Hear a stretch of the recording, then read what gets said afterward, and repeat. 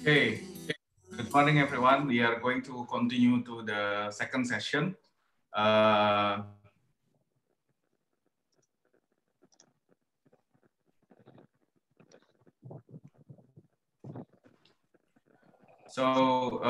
are welcome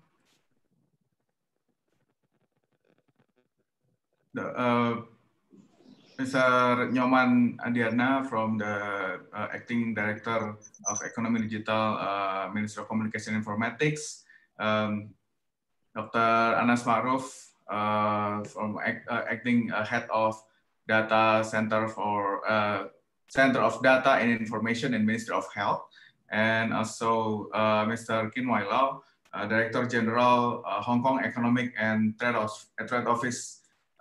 We have a very interesting discussion today.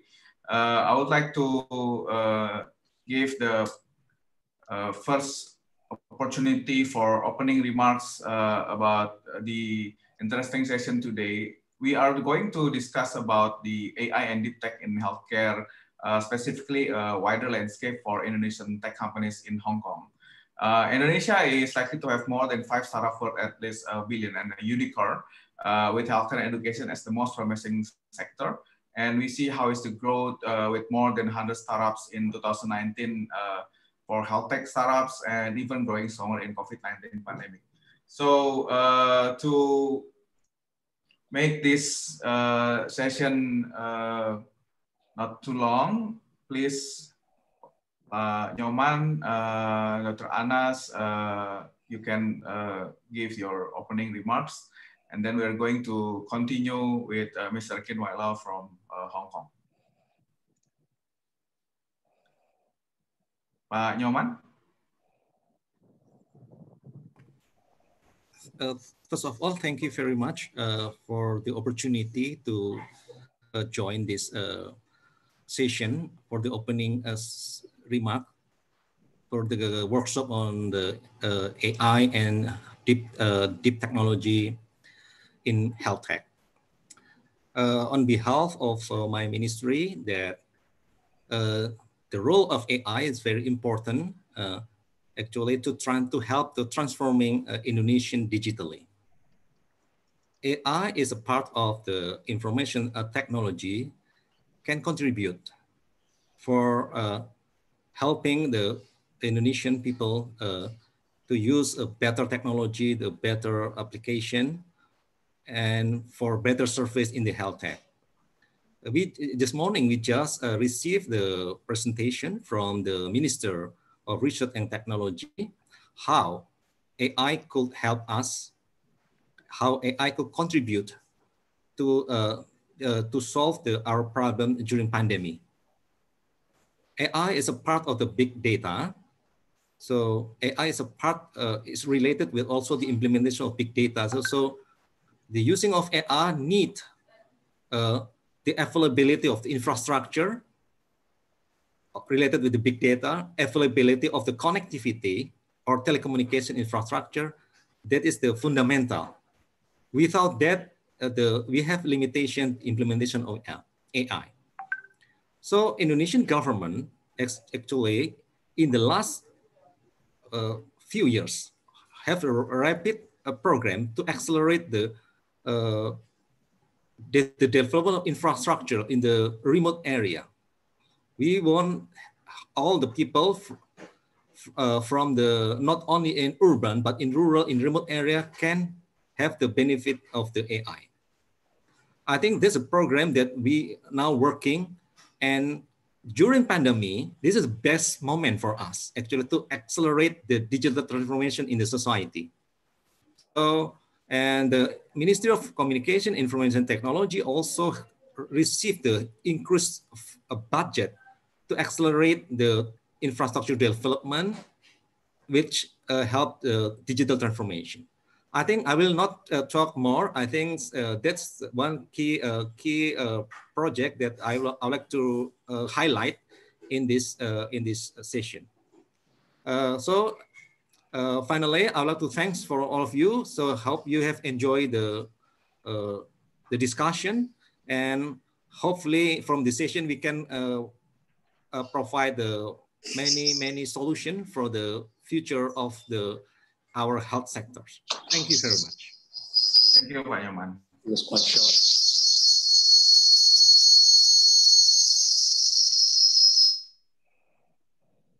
Okay, feedback already done, the committee team. Okay, thank you, Pak Nyoman. Please, next, Dr. Anas Mafruf from the Acting Head of Center for Data Information, Ministry of Health. Thank you, Mr. Bimo. Good morning, healthy greetings. The Honorable Chairman of the Indonesian Healthtech Association, also speakers and analysts, and also the webinar participation. Of course, first of all, let us praise and thanks to God, because today we can meet again in the digital event series with the theme growing potential in artificial intelligence for healthcare. On behalf of Ministry of Health, we appreciate to committee, to Indonesian Healthtech Association regarding to this webinar, because I think that health tech is very important thing for present and also for the next, especially in health technology, also in how to data managing and data management. Ladies and gentlemen, that we know AI is a technology that can simulate the mindset of a machine, just thinking like a human. The data were collected from various smart devices can be used to create patterns of disease spread or predict intervention models. However, currently this data is still scattered across its service provider and has not been integrated in the national scope. Ladies and gentlemen, the webinar participants, the application of artificial intelligence or AI to the big data management approach will facilitate and accelerate to the decision making in the health sector. All health measurements that have been carried out by the help of Internet of Things devices can be entered into the database automatically and then processed quickly. Thus, the data holding entities can pull data from the system for analysis based on the insight that they want to obtain.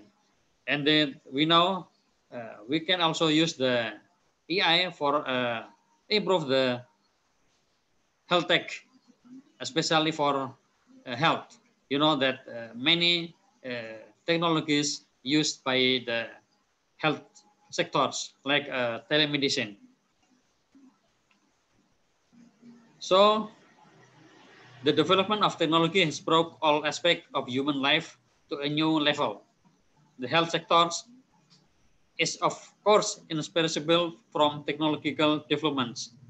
Of course, the technological developments that are present should be adopted and utilized to improve health services and improve the degree of the public health.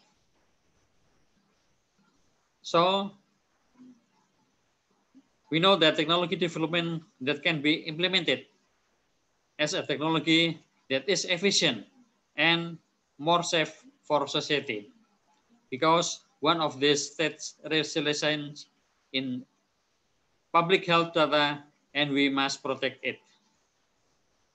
So in the end of the speech, we hope that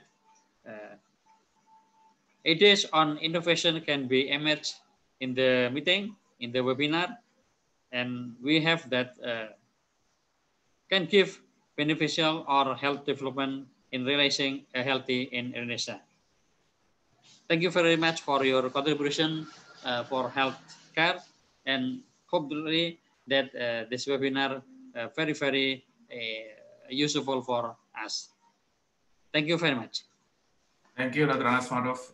This is very, I mean, this is quite a unique opportunity. We are going to discuss together about the health tech implementation with, I think AI is quite new, and there is going to be a lot of things to learn. I mean, we are going to continue directly to Mr. Kin Wai Lau from as the Director General of Hong Kong Economic and Trade Office. Just a brief curriculum vitae that he is born in the mainland of China, University of Hong Kong, holds degree in actuarial science, joined the Hong Kong Civil Service in 2001, and there's a huge parts of working in Indonesia and in Southeast Asia. So please welcome Mr. Kin Wai Lau, your time and to share the opening remarks. Right. Thank you very much. Good morning, distinguished guests, speakers, panelists, ladies and gentlemen. It gives me really great pleasure to welcome you to this panel. As COVID-19 continues to afflict Asia and the world at large, it is a palpable testament to the long-term friendship between Hong Kong and Indonesia and our mutual determination to build on our strong ties and wide-ranging cooperation.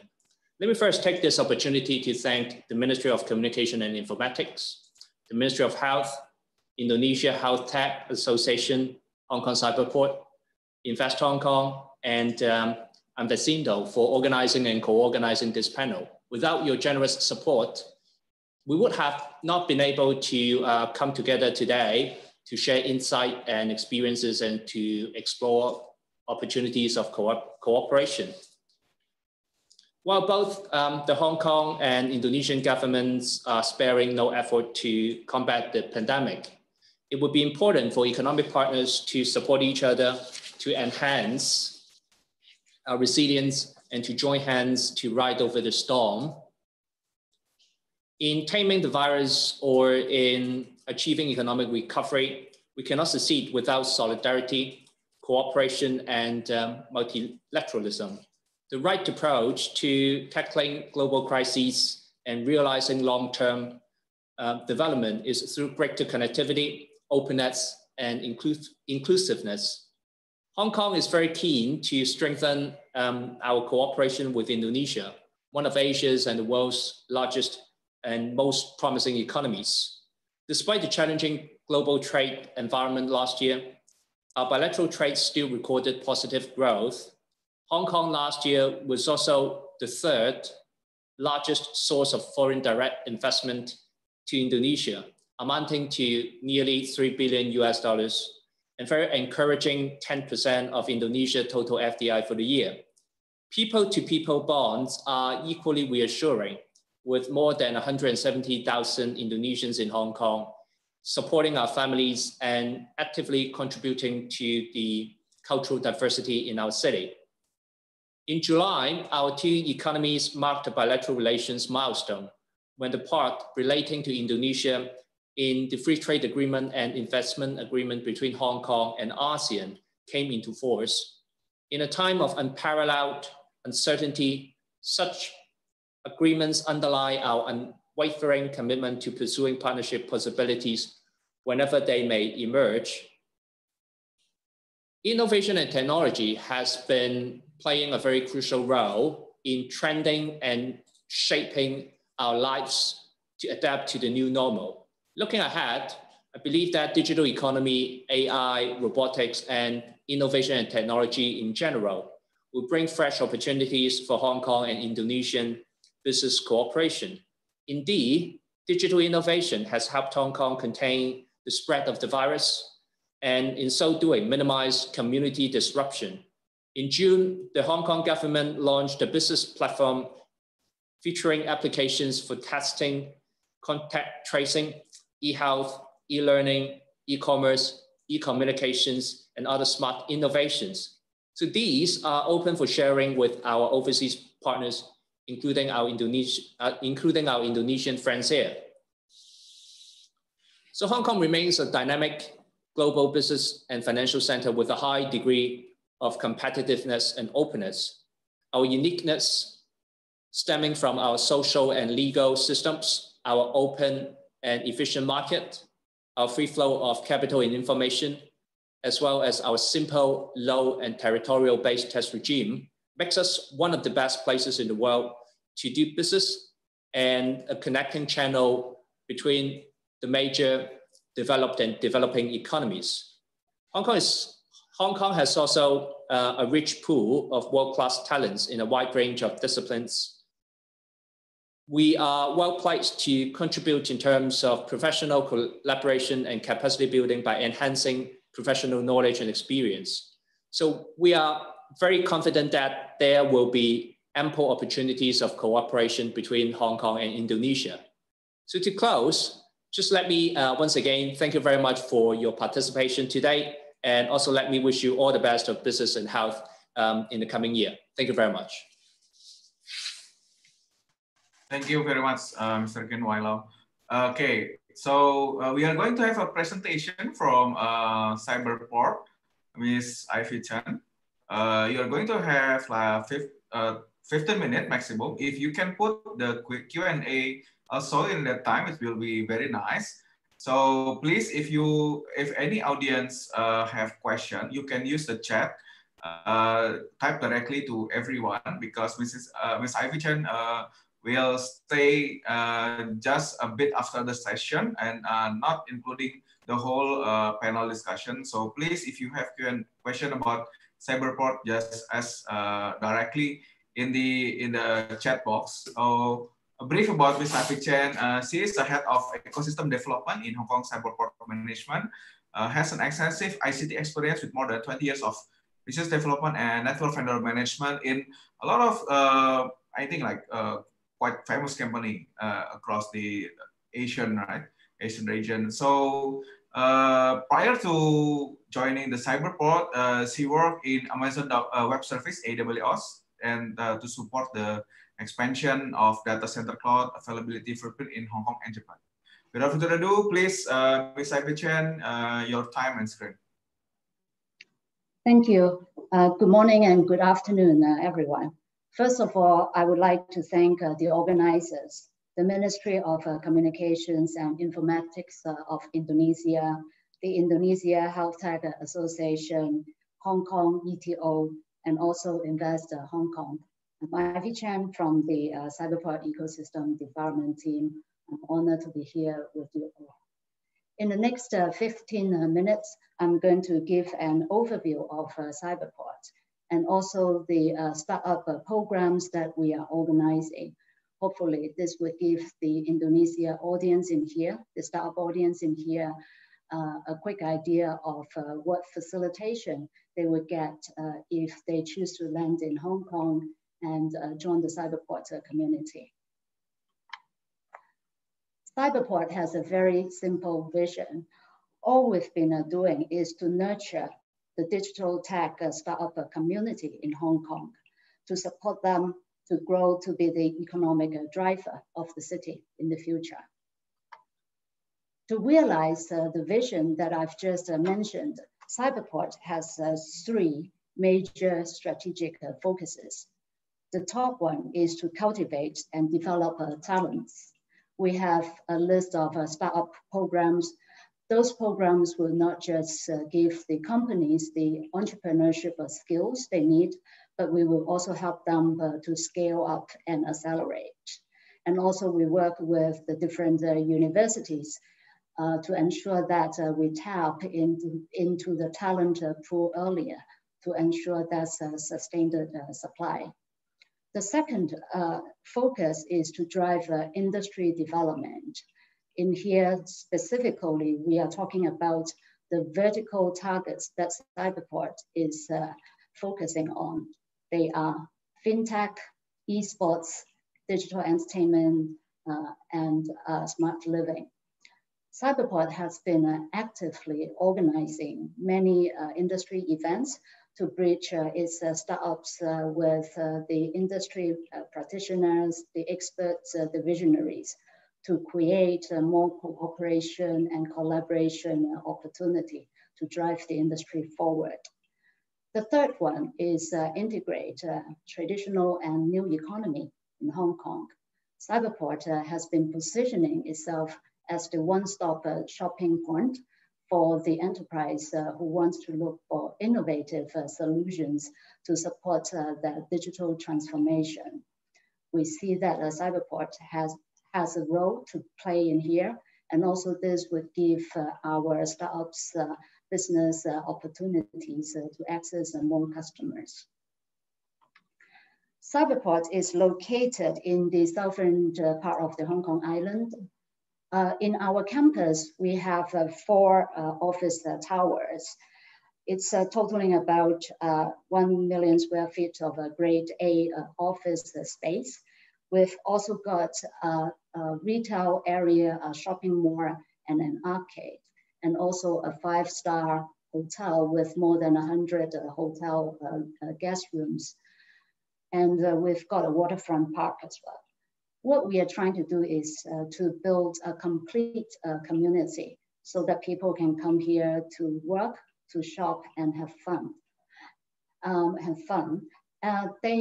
What we are trying to do in here is also to work a self-sustaining model.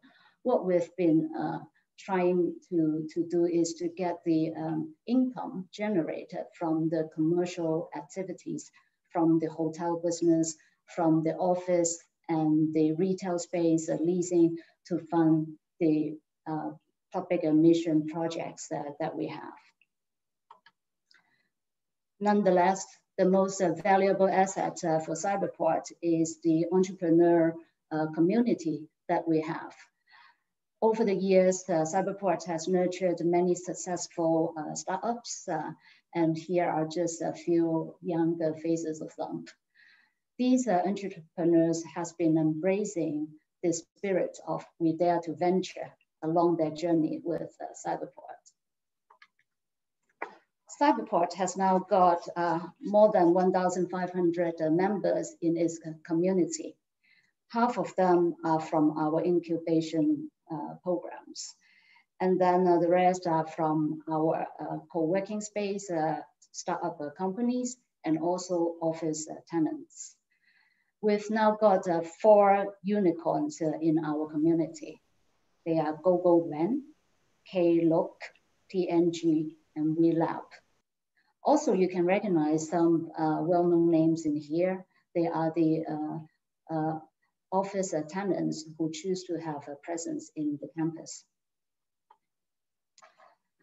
Our community has a very diverse culture. Over a third of our companies in here has founders from non-local nationality.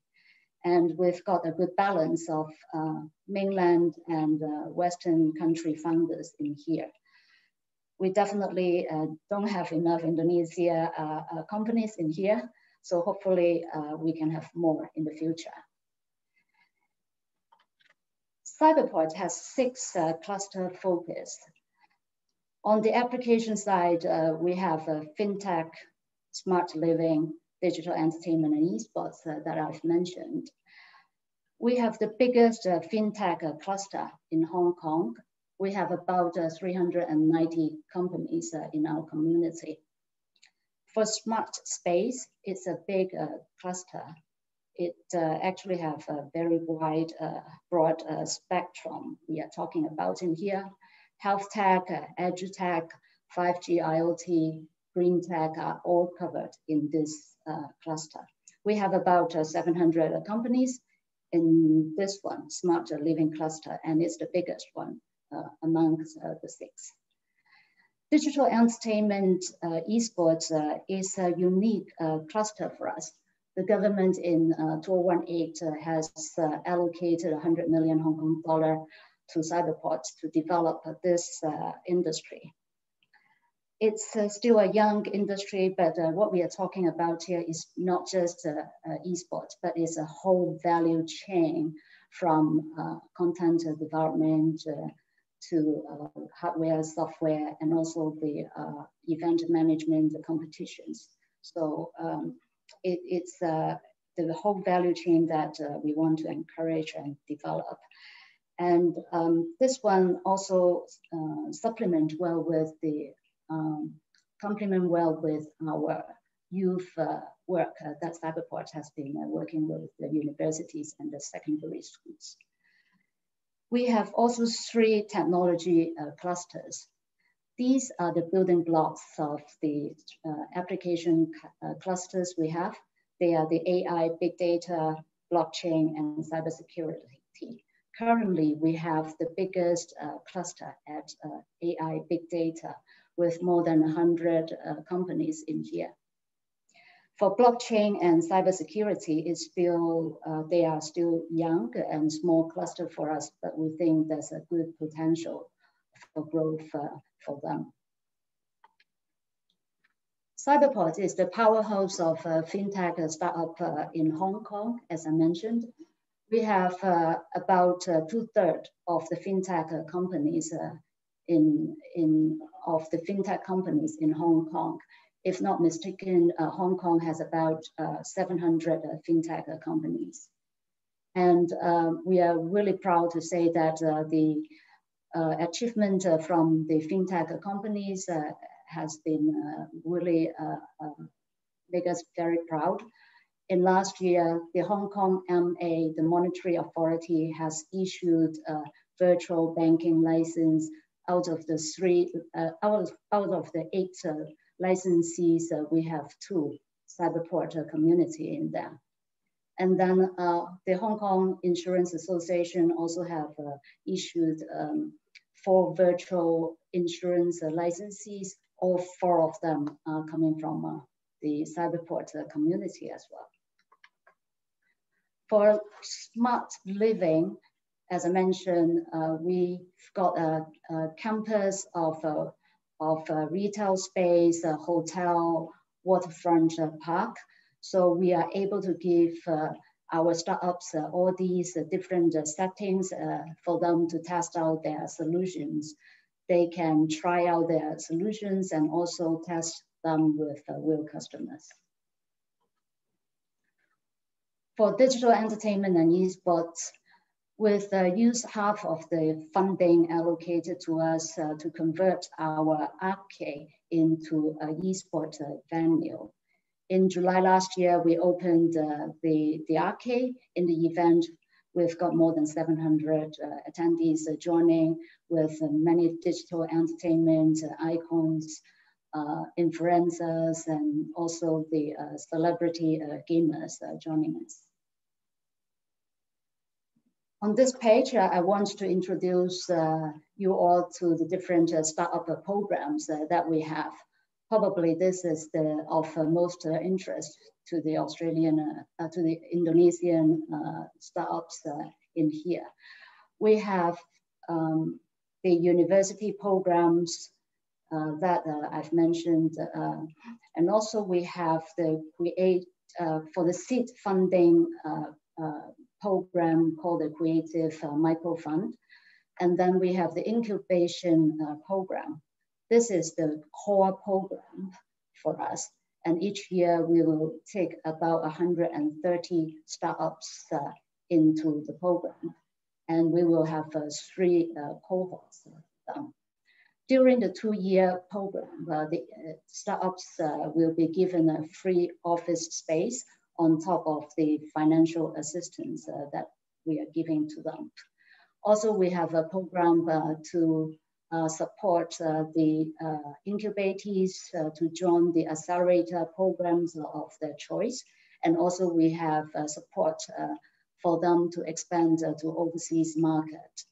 In total, Cyberport will give 1.1 million to the incubators who joined our community. And all of these would be on a grant basis. There won't be any equity to be taken from the community, from the company. Lastly, we have the Cyberport Macro Fund. This one is a co-investment fund. It will, the incubatees of our programs will have to find a lead investor. And then the macro fund will co-invest into the company. I have to say, so far we've been quite successful because each dollar of our macro fund, we've been able to generate about $6 or $7 investment from the lead investor to the company. Besides organizing all those startup programs, Cyberport has been actively leveraging its partnership ecosystem network to increase the success rate of its startups. Specifically, we have 3 groups of network that we've been actively cultivating. They are the enterprise network, the investor network, and also the technology partner network. We want to help our startup companies to fund business, to fund funding from the investors, and to get access to the latest technology to support their product development. And then also we've been working, spend a lot of time on the outreach work to support our startups to expand overseas. Hong Kong market maybe not big enough for them. We want to encourage them to go outbound to other markets as well. So far, with more than 100 incubatees expanding into more than 30 overseas markets. The last item I want to introduce to the audience is the campaign that Cyberport has launched back in February. It's called the Braving the Epidemic campaign. It was at the early time of the outbreak. We put together our relevant startup solutions into 4 different categories: the distance learning and office, home office related ones, the insurance relief fund related ones, and medical healthcare ones, and also the household and workplace improvement ones. In hindsight, we don't know that the outbreak would last for so long and the scale would be so unimaginable. But so far, we've got good success in promoting our related startups to our partners, and the feedback has been really good. A lot of the problems we want to resolve, like the limitations from work from home, we have to have a distance business, contactless, touchless type of requirements actually now has become the new normal. And I just want to give a few examples of the medical and healthcare startup solutions and company names under this Braving the Epidemic campaign in here. We have quite a number of them in the teledoctor medicine and health area, and also a number of app platforms for the public as well. Also, we have a few robotics and medical device solutions. In the later part of this webinar, we will have 4 of the Cyberport startups to present and teach in here. They are not under the Braving the Epidemic campaign, but they do have very good experience and stories to share to you. I hope you will enjoy it. Lastly, the most rewarding thing for Cyberport is to see the startup excel and succeed. We hope to see more of the Indonesia startups joining us and be part of our journey to write their successful story. Thank you. Thank you so much, Ms. Ivy Chen. So there is a few questions in the chat, but it's too related with the telemedicine. I mean, it is just a specific question. I think we are going to answer this in the panel later, but I have a question from the, this came from the WhatsApp directly to me. As one of the fully funded government institution that help the startup companies to reach their expansion goals, could you share actually how is the Cyberport help these startups to expand their business in Hong Kong and even sending them to become like global companies? And what are the advantage they will get if they participate in your incubation program? So there is the third point. So first point was how could you help expand? Second is what is the advantage of the participation in your incubation? And the third one is how can Indonesian health tech company join to the Cyberport Hong Kong incubation? Okay, thank you for the questions. For helping them to expand, apart from those startup programs, as I mentioned, we've also actively leveraging the partner network that we have. We've spent a lot of time expanding our enterprise partners, including all the major multinational corporations in Hong Kong in all the different main verticals. And then we will be like talking to those corporations and asking them what would be their digital transformation and pain points. And then we'll check out whether our startups has the solution for that.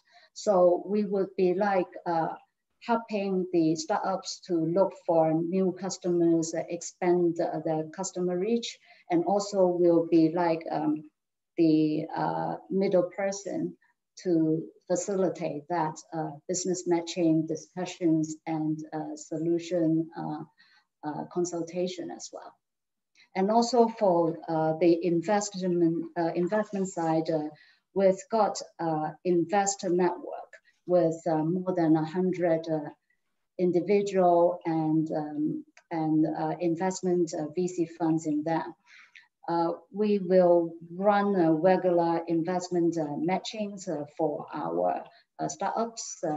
This would hopefully also facilitate them to like reach out to a broader investor connections to get more funding for them.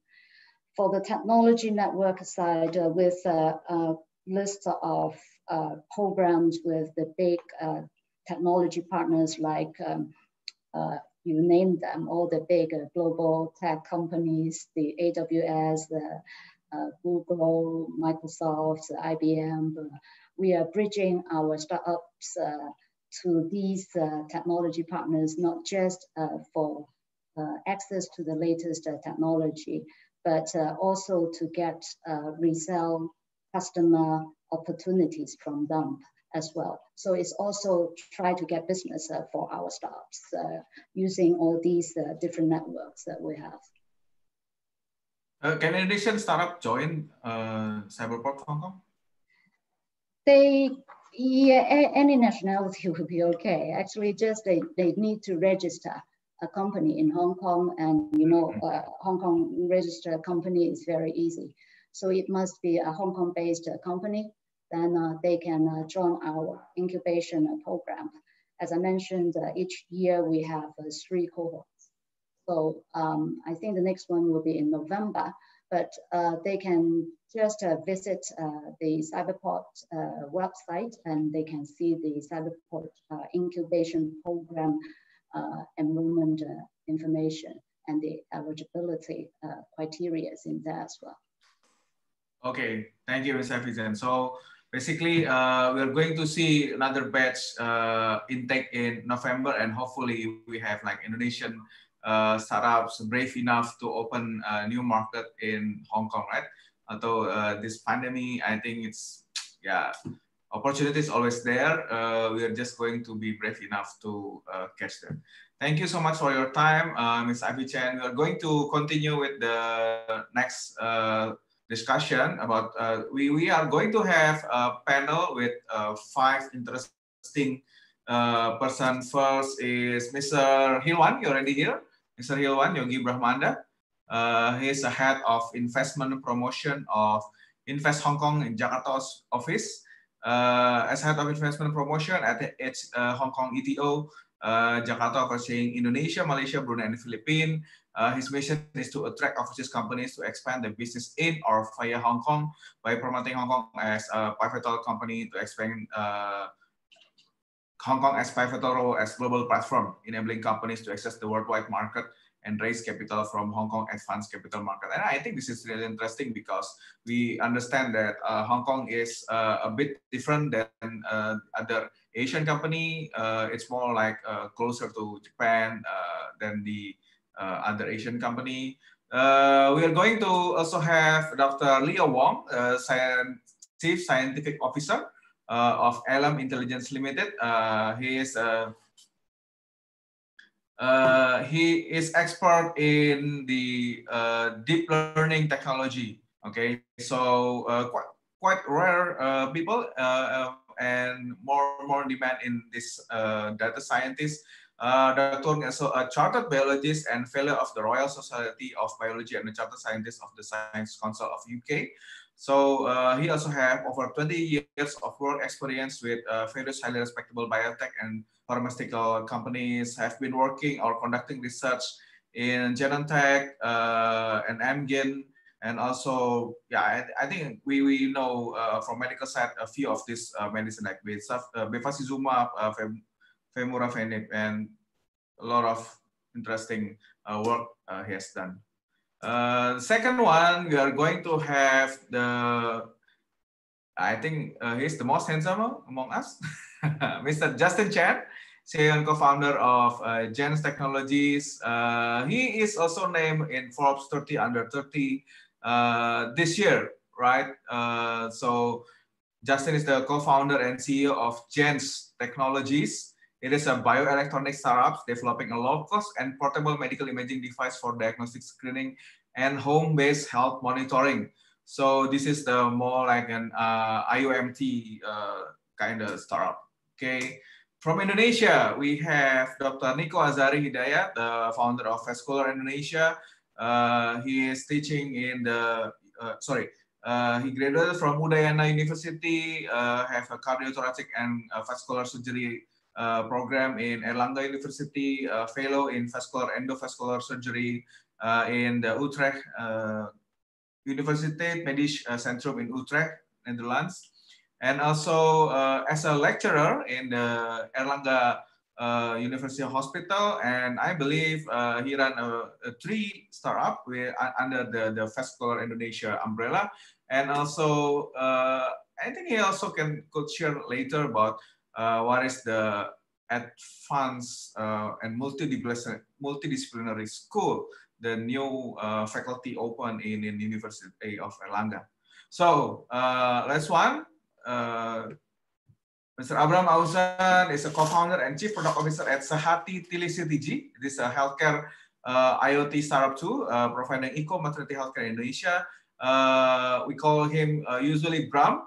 So Mas Bram has always had a curious mind with problem solving, graduated from Monash University with bachelor in IT system and master in international business. So I think it's quite a match up with the doctor's background, co-founder of Sehati Telectg, and we are discussing more about this. So please, all panelists, you can turn on your video so we can start discussion. Would like to start that. Okay, we have time until let's say 12:25, so we have like 30 minutes. Hope that we are not going to be very fast. So as Indonesia have like 5 unicorn, we're growing of 100 health tech startups with the 7 categories from e-learning, e-commerce, information system, on-demand healthcare, media and community, teleconsultation, and also a growing numbers of AI, IoT, and genetic startups. We are seeing the collaboration to unlock and solve the key problems in Indonesia. We are doing this together as an ecosystem and seeing how working together with the regulator in harmony, like this one, Healthtech Indonesia provide the connection between regulators and also abroad organization with the Indonesian healthtech startups. So business might have winner, but we cannot afford people losing in healthcare. So it means our strength is in inclusivity and collaboration. Okay, first question goes to Dr. Nico. How is it to develop the key strength of healthtech startups that range widely from e-learning to AI, genetics Indonesia, and especially since you were from, you still practice surgeon, Dr. Nico? You're Yes. still practicing surgeon, right? Yes. So how is it? Yes. It's really interesting. Please share your insight about this. Yes. Thank you, Dr. Gregorius Bimantoro, my colleagues in technology in Indonesia. Yes, I'm now still acting as a surgeon, actually cardiothoracic and vascular surgeon, which is actually I open chest of patients. I also taken out veins or vascular, but in the same time, I also try to manage the price of technology in Indonesia, especially health tech. Yeah. Since now I'm also by the command of the rector of University Airlangga, I'm now the head of Department of Engineering, School of Advanced Technology and Multidiscipline. The key indicator or a key point that we as a doctor in the medical aspect to develop this technology is since we are dealing directly with patients, we are having the passion and compassion to treat them the best way we can treat. So that's why injection or giving drugs, pills alone is not enough.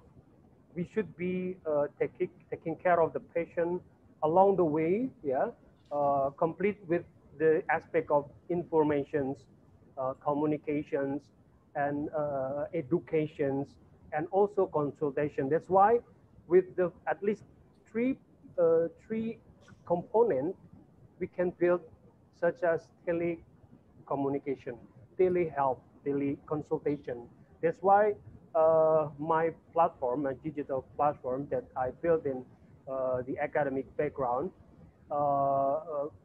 initially deliver the information, free information for all the people who is interested on health matters. They need information of health, healthcare, health service, everything. Even now, BPJS, COVID, we give it all for free. That's why we go from there, and the traction is now going up.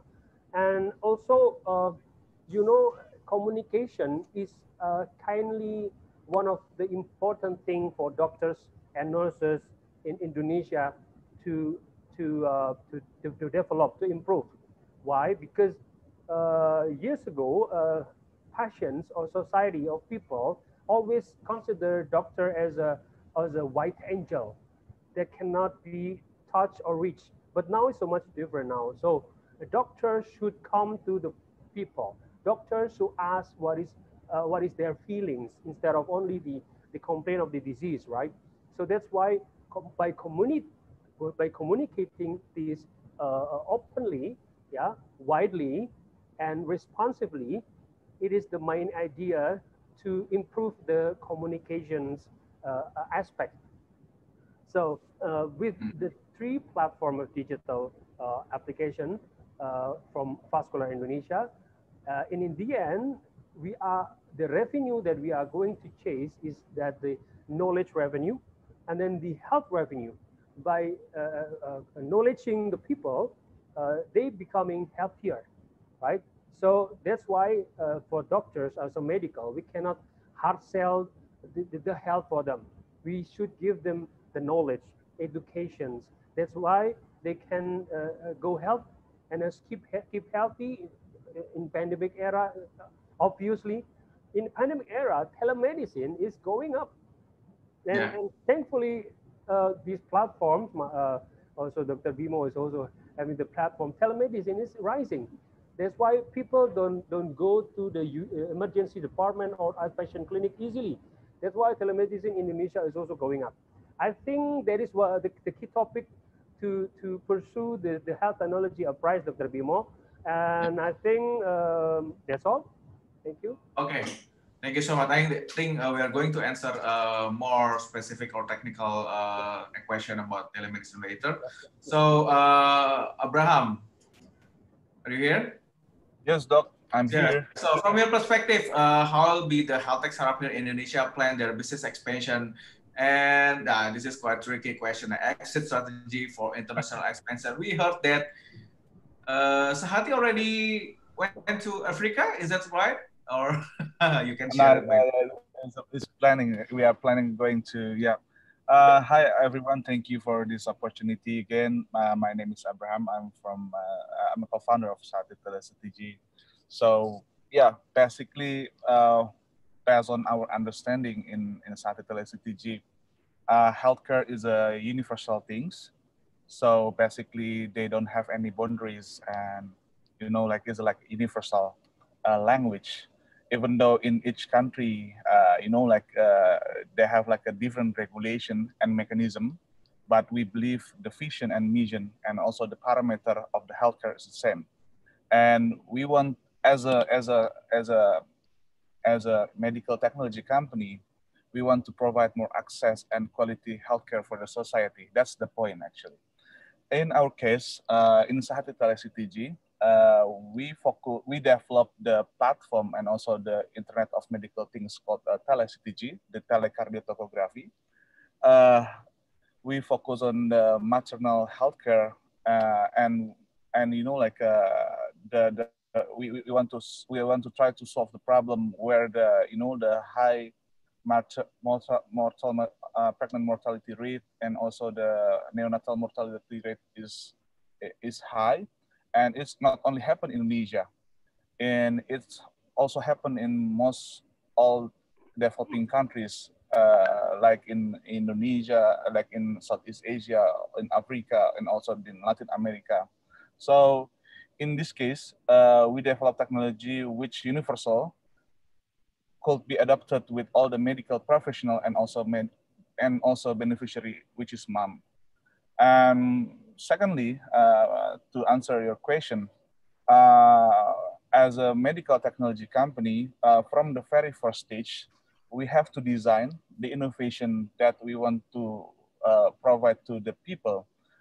We have to consider the universal aspect of the product, including the global compliance and regulatory, like the healthcare data compliance, and also in medical IoT, we also have comply with the certain regulation based on the Ministry of Health, like the FDA, like a CE. So basically, as a medical technology company, we have to consider all the compliance and all the regulatory must be included in our plan.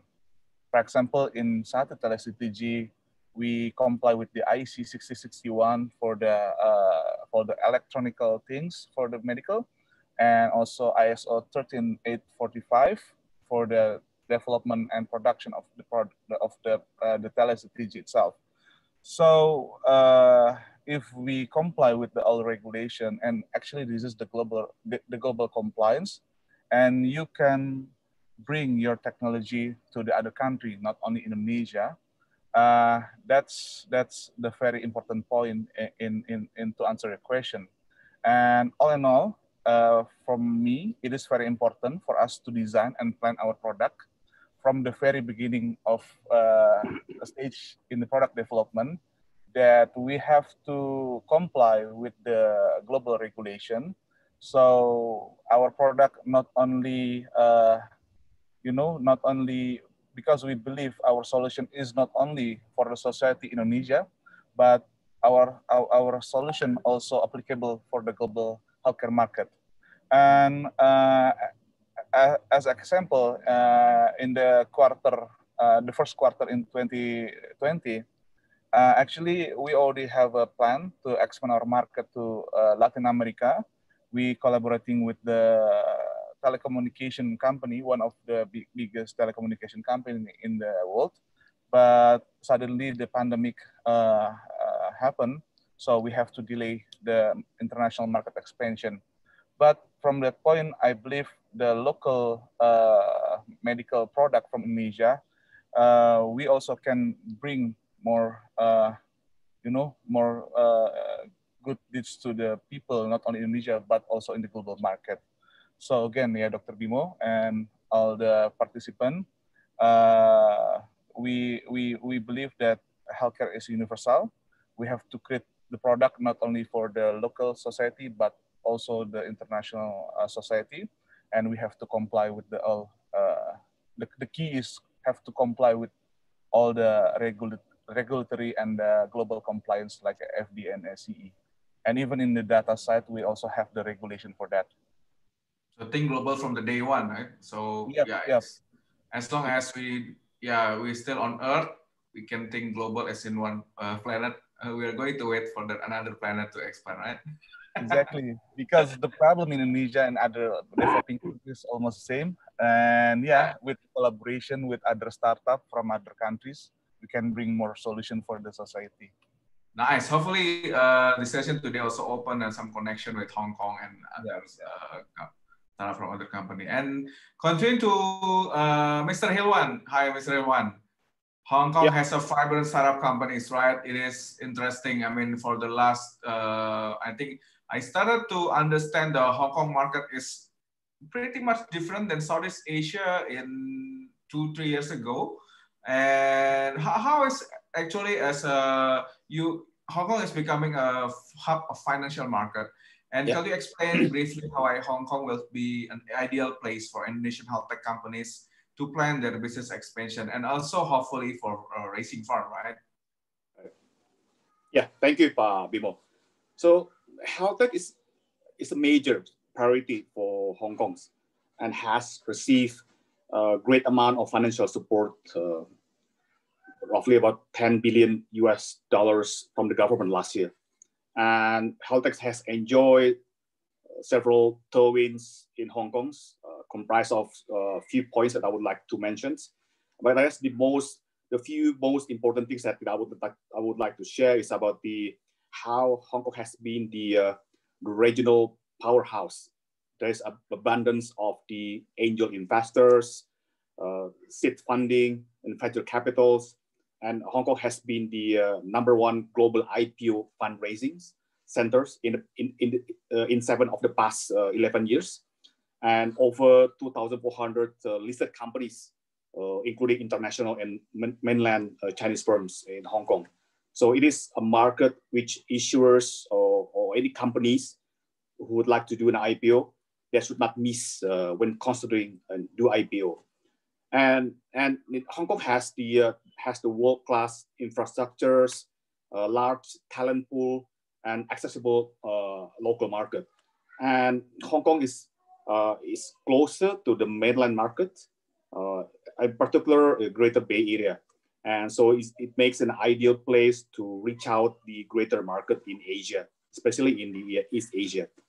And I guess the business and individuals in Hong Kong has enjoyed one of the most tax-friendly system in the world. So only 3 direct tax are imposed. There are generous allowance and deductions which can reduce your company's taxable amount. And one of the world's highest mobile penetrations rates at about 234 mobile subscribers penetrations and 86% mobile broadband penetrations as of the end of 2019. So these tax savviness lend itself greater openness toward the new technologies, including how you when you are managing your health, especially for the common people, and for the Internet of Things and wearable device and wearable health tech entrepreneurs. So the proximity to the world's manufacturing base in Shenzhen in the southern part of China. So this is one of the city in the Greater Bay Area. So it is clear advantages against any other locations outside of the South China. So I guess 2 point or to the important and opportunities that these Indonesian companies he would like to expand in Hong Kong or via Hong Kong's. So I would like to pinpoint two opportunities. So first is the IoT. So the IoT and all the wearable space is obvious. So given the proximity to the manufacturing base in Shenzhen and in Greater Bay Area. Secondly, is the insurance-driven value propositions. In the last, is the obvious winners. So the brand, the Healthtech is sometimes called the InsurTech.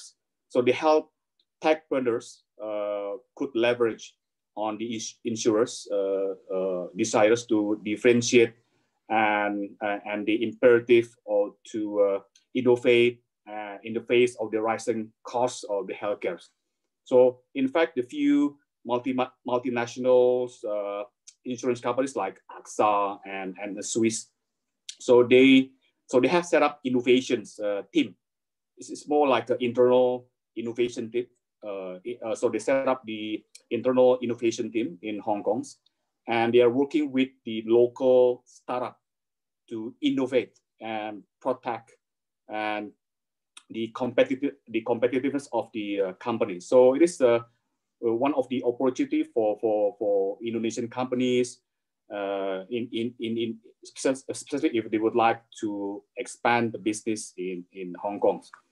And I guess today Hong Kong has a house of the more than over 3,000 startups, employing roughly about more than 12,000 people. So Hong Kong has shown more promises in the sectors. And I guess today Hong Kong offers big opportunities for the startup to grow with the numbers of the ventures capital companies in Hong Kong and as well as in the Cyberport. And I guess based on the research that we have done for the past 2 months, so we've seen in ASEAN itself, the big six, Indonesia, Malaysia, Thailand, Singapore, and Vietnam.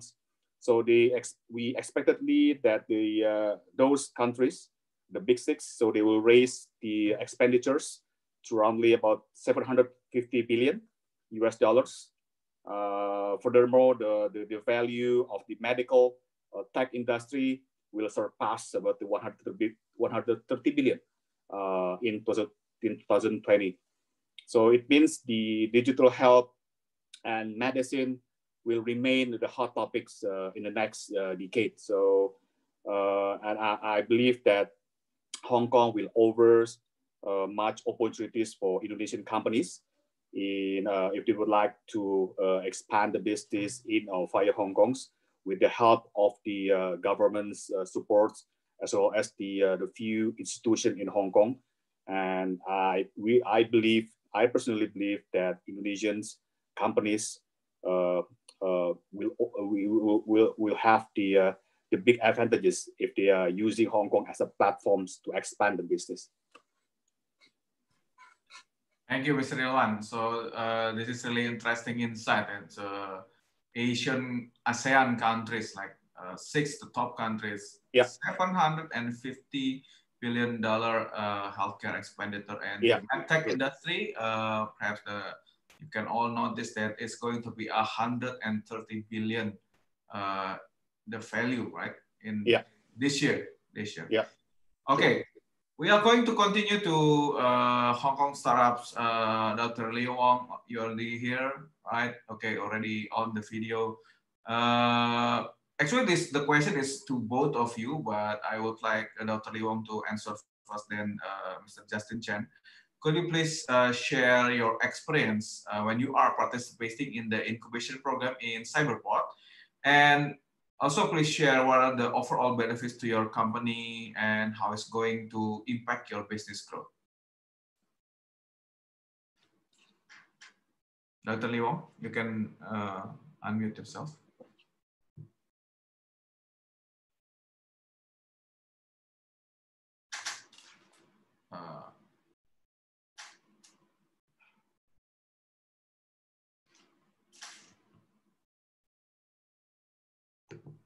Perhaps I could go first, and then we can try to solve the issue in the meantime. That be yeah, okay. Just, okay. Oh, no, it's off okay. now. It's off now. Yeah. Can you hear me now? Yeah. Sorry, I think the committee need to ask to you to unmute. Okay, please, Dr. Leo. Oh, hi everyone. Thank you. My name is Leo, and I'm the Chief Scientific Officer at ALA.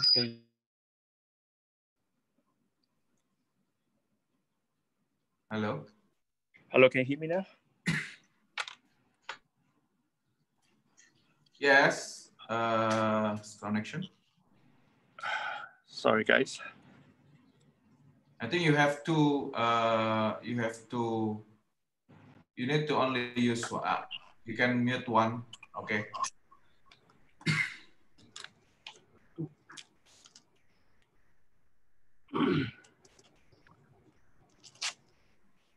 Or yeah, I'd happily go first if that yeah. be helpful. Okay, Justin, please start from your side. Sure. Thank you very much, first of all, for inviting me, because the other day I was just talking to my friends that Indonesia is one of my favorite countries, and seeing so many Indonesian faces feels like I'm right out of Hong Kong, which is a very rare thing to happen. So thank you for inviting. So I'm Justin, and I'm the CEO of Gens Technologies.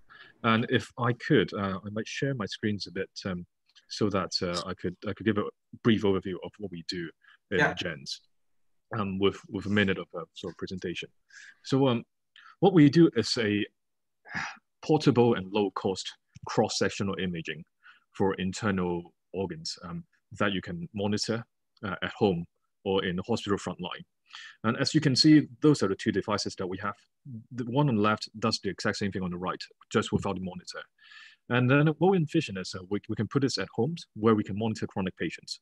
So if it's people with diabetes with aging population inside the home, we can just do a quick scanning where you literally just have a band wearing around the place you want to scan. So if it's lungs, you wear around the chest.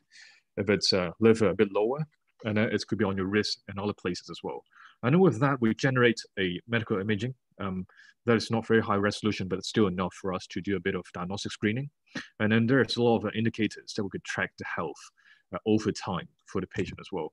So what we're envisioning is that there's a big trend in telemedicine, and then this could help solve a bit of medical personnel shortage for those sort of close monitor at home where they don't have to go to hospital all the time.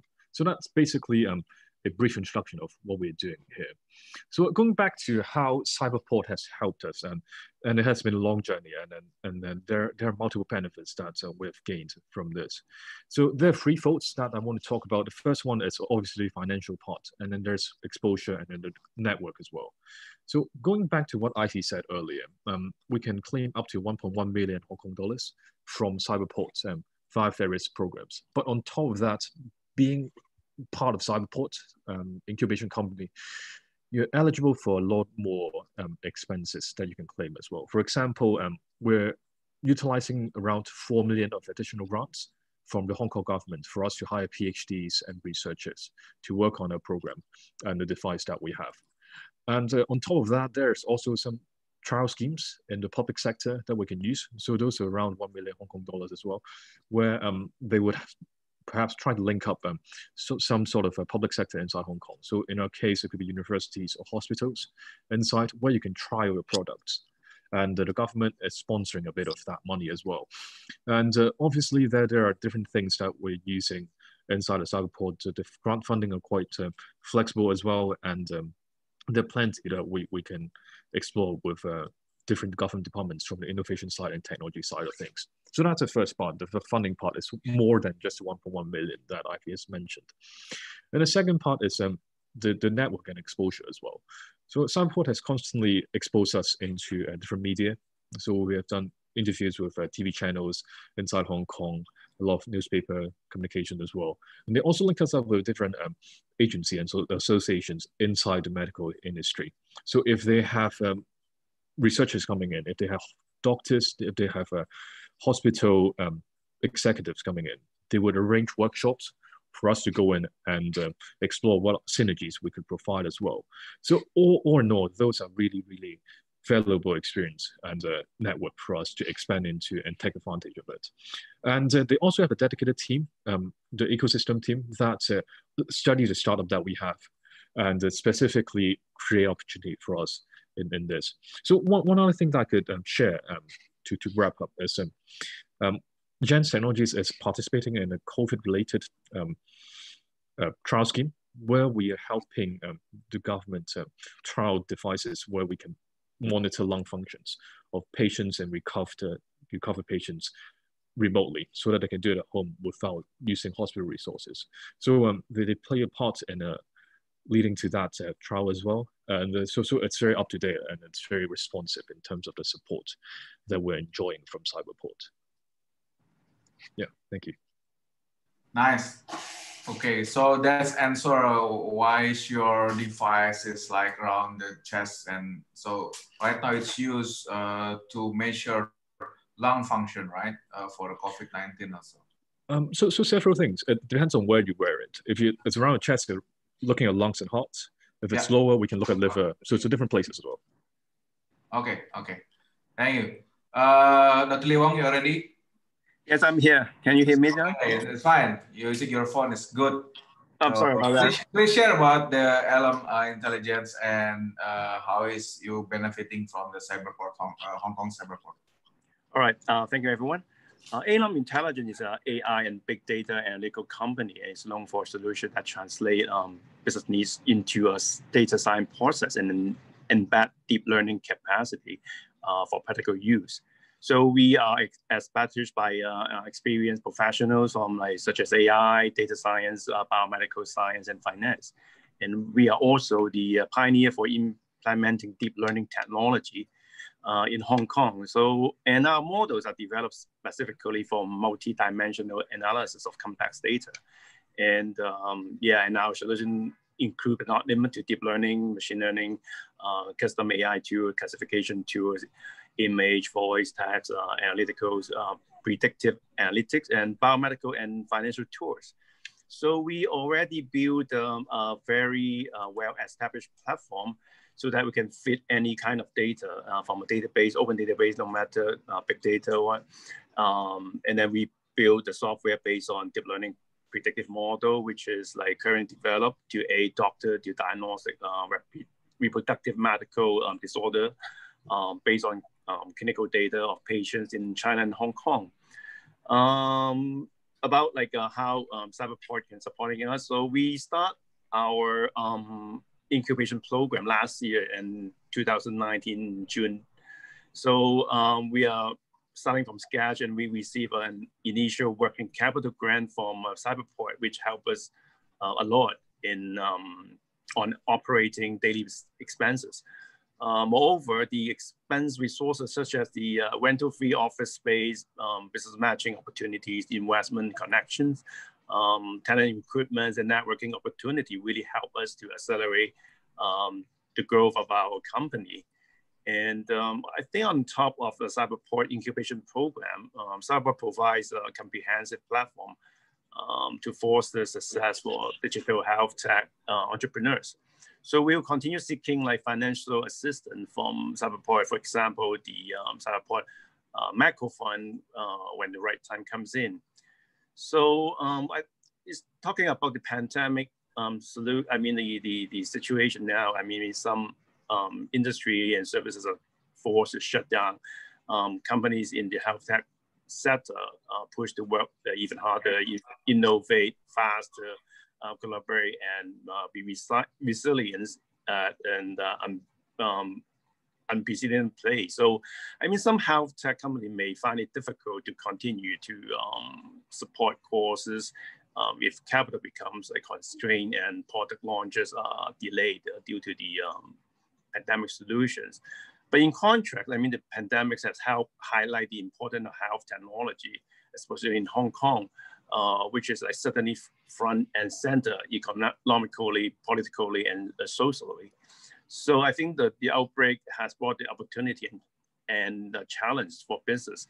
For example, virtual health, other digital health technology have become more integrated into life work culture.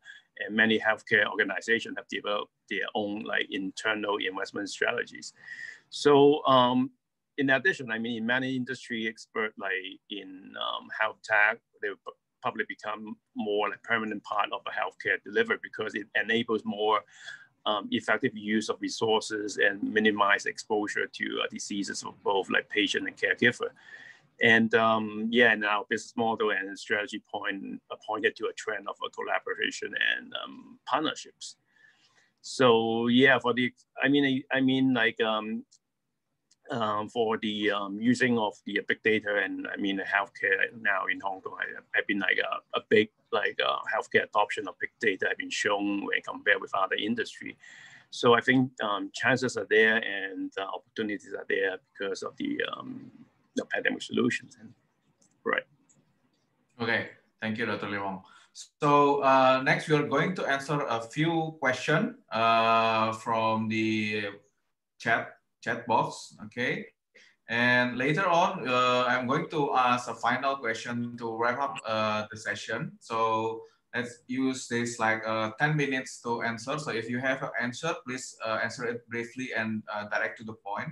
No need to explain again what you're doing, etc. So I think first is regarding the telemedicine regulation. We would like to know also in Hong Kong, is it doctor allowed to give prescription over telemedicine, or is it now allowed to assist for consultation purpose, not so only consultation, not for diagnose and therapy?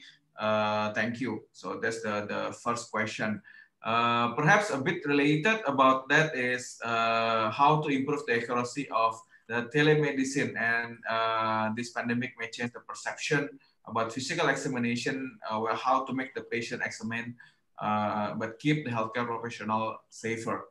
Okay, so there is a 3-point question about telemedicine. First one is prescription. How to do the tele-prescription? Is it okay or only for consultation, no diagnosis and therapy? Second one is how to improve the accuracy of telemedicine, and the third one is more into how to mindset of physical examination. I think a few devices have been developed to become more an objective data, right, for the telemedicine.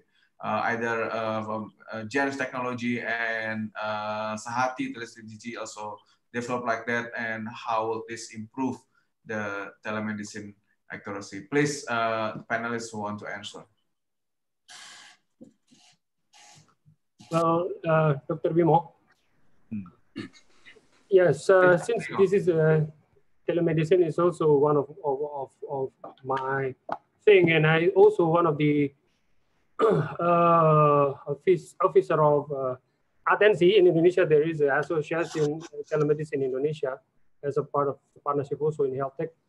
Well, ethically, one doctor, if you want to prescribe medicine, should examine the patient, anamnesis the patients, and the examination should be written on the paper that we call it medical record. That is actually the lege artis or the procedure that we should do. But if the medicine is over the counter, I mean, it's a free, so it's not like sedative or it's morphine, it is free in the market that we can buy, of course it can.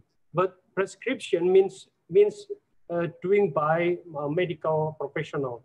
So in Indonesia, it still would not allow. I don't know in Hong Kong, I think it's also similar, but I hope one of the startup that maybe the background of medical could answer it, maybe, or maybe also the technologists also deal with the doctors also can answer it. But in Indonesia, it cannot be prescribed without any, at least interview by the doctors, because we don't want to passion our patient after taking the pills, they go allergic or side effects or everything. Can there be more? Okay. So any other insight perhaps about this question? Okay. Sure, I could say 1 or 2 words about this. I'm not entirely sure about what Hong Kong, it's the regulation for doctors in telemedicine, whether they're allowed to provide prescriptions. But we do see quite a lot of startups doing teleconferencing for those doctor consultation as well. And from what I know, at least 2 or 3 years ago, it was still not allowed. I'm not sure what is the standard nowadays. But I do agree with Dr. Nico that it's unlikely that would be the case in Hong Kong. And for telemedicine's question, where how can we improve the accuracy? Obviously, the more objective equipments that we can have inside the other end of the channel will hugely important. So things that could help quantify the health indicators of those patients would definitely be helpful. And then there might also be aggregation of digital medical records, where I'm quite sure a lot of patients do not have physical copies that doctors or the family doctors have in terms of medical history. So we some sort of algorithm. The signal from Justin, Dr. Bimo. Oh, okay. Yeah, but yes, thank you. I think there are plenty to work on, and yeah, please. Yeah, thanks. So, Dr. Bimo, probably, yeah, I would like to share our experience in telemedicine in Indonesia. For the prescription, I think I cannot answer because we don't have any related relation for the digital prescription. But for the telemedicine, what we do in Sate and TeleCTG is we currently still follow the current regulation that provided by the Ministry of Health, that state there the telemedicine is based on the telemedicine and teleconsultation. If not, please correct me if I'm wrong or like I need like a update for the regulation, yeah. But based on the current regulation, we still follow the teleconsultation, only allow for consultation between the what is called the medical practitioner between the healthcare facility. So basically what we do in Sate TeleCTG is we provide the teleconsultation for the midwife in the community healthcare center in Puskesmas to the OBGYN doctor in the vertical hospital or like a RSUD in Indonesia. So basically what we do in Sate TeleCTG, we do the teleconsultation and telemedicine for the between the medical practitioner to the medical practitioner among the healthcare facility. So basically, the patient is still the patient of the midwife, and the consultation that we provide is between the midwife in Puskesmas and OB/GYN doctor in the RSUD. So yes, basically, this is a facility to facility, right? Yeah, facility to facility. Actually, that's what we did in Sate TeleCTG. Yeah. And the second question regarding the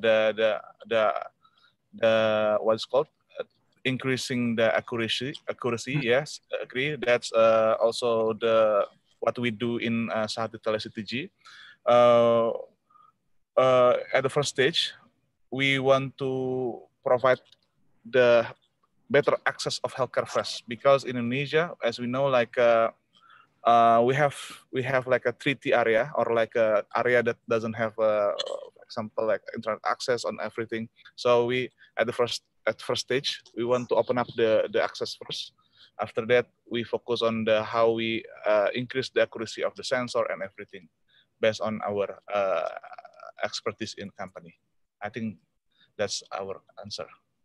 Yeah, okay, thank you. There is an interesting share from Dr. Lee Wong, actually. Dr. Reno, can you share the slide? I think this is quite interesting. I mean, this is heavily related to what we are talking about AI and deep tech in healthcare. And just hearing Dr. Lee Wong already online again, you can share your video. And what is about LLM intelligence? I think we need to understand more about this since it is the topic of our discussion. Right. Thank you. But like, I cannot control the PowerPoint at this moment. Yeah, so you can just say next. This is the most advanced remote control voice control, right? Using other I will help Dr. Leo. It's okay. So right, so intelligence. Well, so we apply like deep learning technology to open more possibilities for all business. So we are focusing on two sectors like biomedical and financial, but like today we're talking about more into biomedical. So yeah, so this is what we talked about in the beginning. We are big data, AI, analytical company. So we look for different solutions. So we have like a different solution for a different sector. But like for biomedical, we can like use a big make use of the big data to give different company or industry for the inferences that they can discover by like you saying like recognition, like classification and things like that. So yeah, I mean with big data, I mean like we can give a lot of different kind of solution by deep learning. So no matter what like clinical data it is, we can still give a different solution for the better use. So we have a very well established platform. So integrate by the data deep learning based analytical platform. So we can use as a blueprint architect and expand it to other fields such as like EEG, for instance, we are doing it, and we have helping a different institution looking at the different like analytical solution, application recommendation, or even visualization. So yeah, so this is what we do for health tech, or even more further in other industry though. Yeah. Okay. Thank you. Is that all? Slide, Dr. Enor, already? Okay. Yes. So I think we can continue to the next question. So perhaps the issue of I think it's not, we're not yet talking about 5.0 revolution industry. I mean that's the society 5.0, but more into industrial revolution 4.0. Do you have idea how to connect all the stakeholder between government and private sector? So is it already happening also in Hong Kong that private and public sector work together with the data integration, or maybe Indonesian more used to like Singapore model of one EMR for one citizen? How it's done in Hong Kong, integrating all this health data?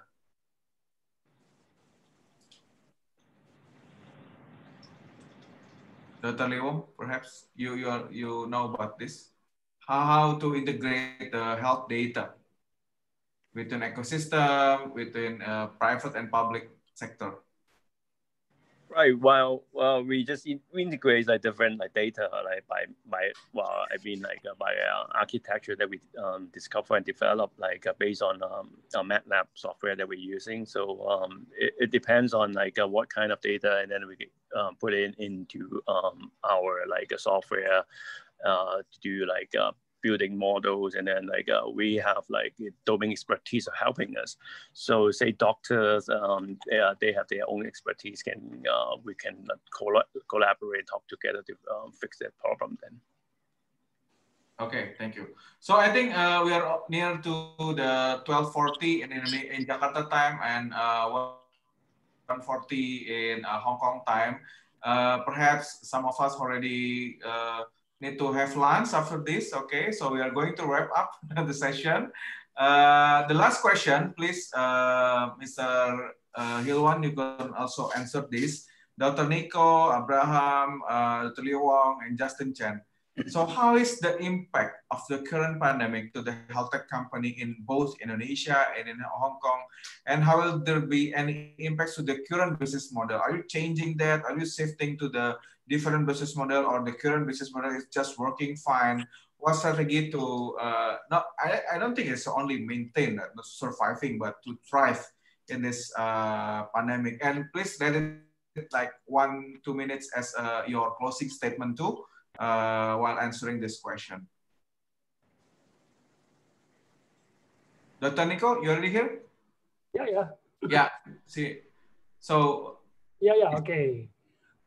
Yeah, well, I'm just gonna have to wrap it.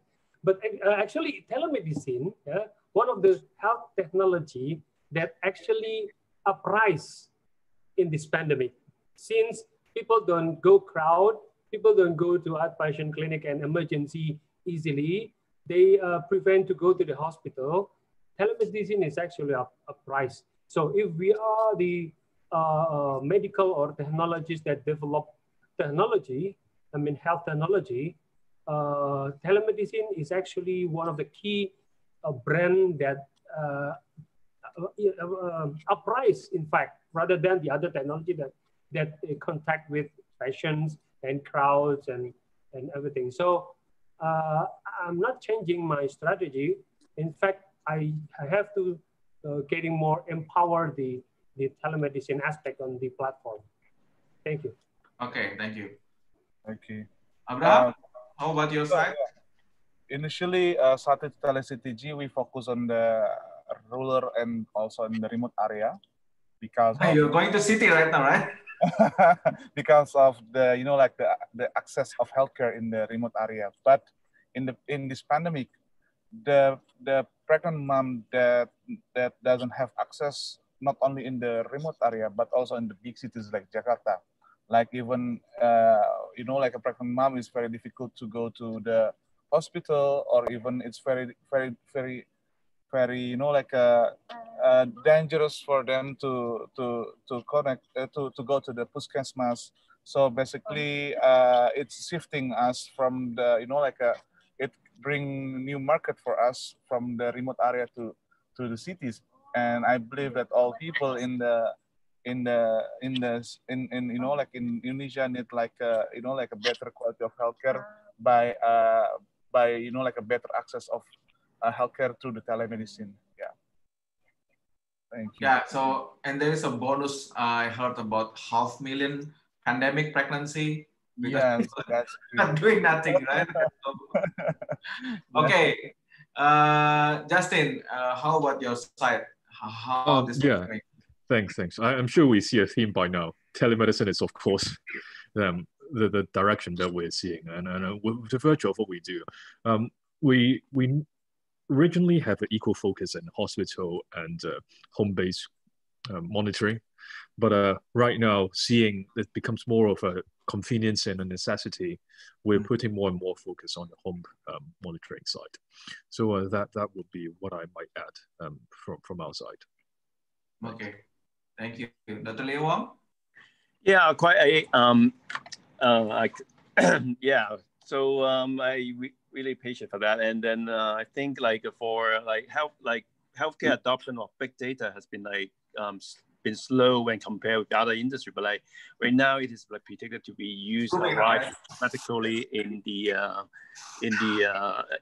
following like aspect, like drug discovery, like designed to determine like potential drug candidate, clinical trials, or real-time monitoring, EHR to discover trends, and yeah, I mean all these like healthcare intelligence, they try to track like patient statistic and vital signs, hospital like healthcare system to better predict healthcare outcomes and design like treatment protocols. They are all these, I mean like what we can think about in the future and what our company are focused in.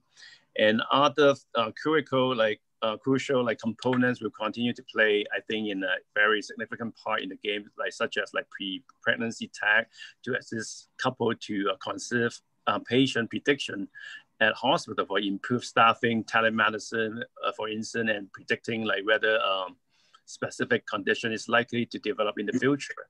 So I think, yeah, this is what the trend, I think, what we can do in Hong Kong or even in China in the upcoming future then.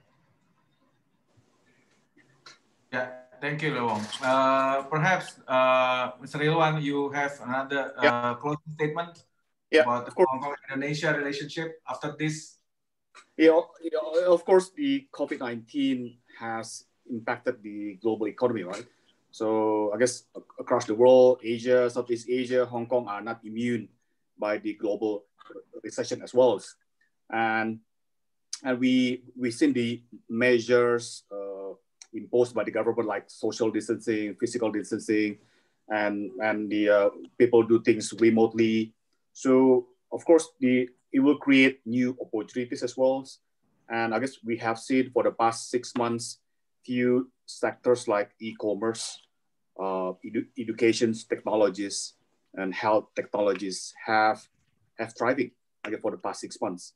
And we also have spoken with our counterparts, some VCs, venture capitals. They will look more favorably in the several sectors like fintechs, healthtechs, e-commerce, and education technologies.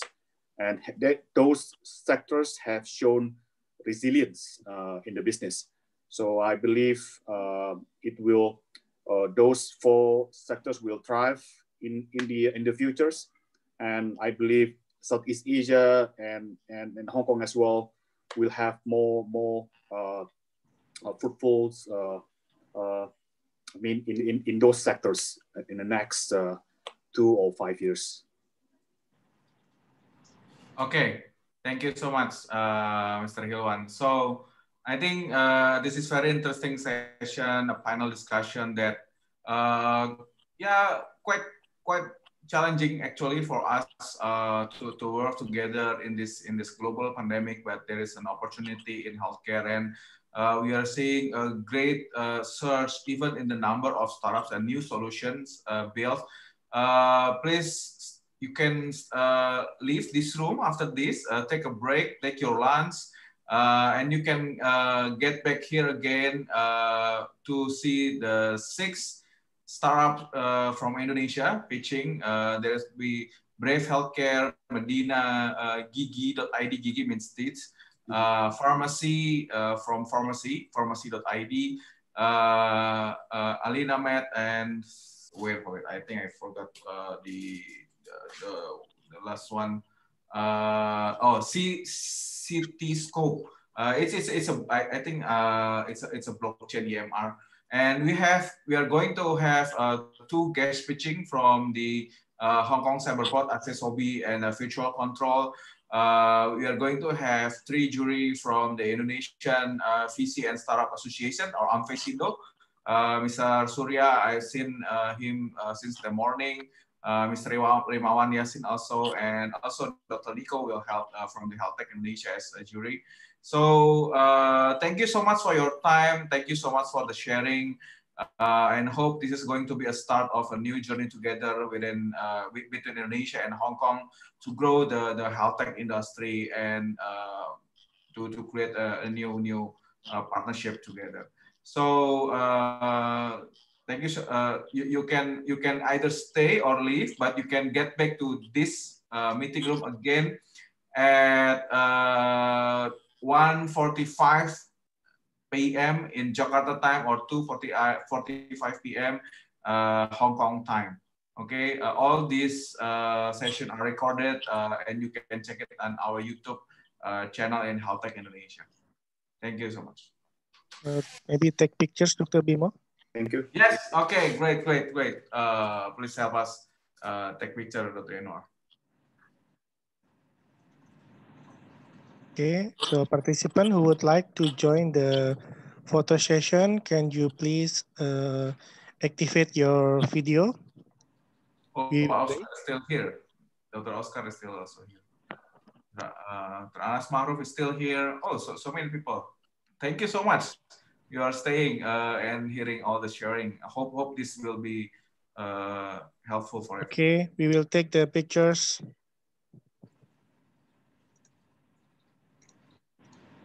Ready? Put on your smile. 3, 2, and 1. Thank you, Dr. Bimo. Thank you, Dr. Anwar.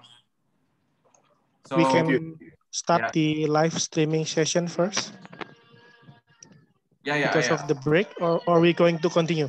No, we are going to stop first. Okay. Continue. So okay. Please all get back and watch the 6 Indonesian health tech startups. They are very interesting. We have an health IoT also. The new we are going to see after this, right, at the 1:45 p.m. Please join back to this room.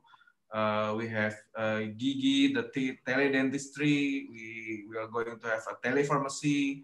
a blockchain EMR, and also the on-demand home care mixed with telemedicine. So hope that this will be something that bring a new solution or even existing solution that could benefit all of us.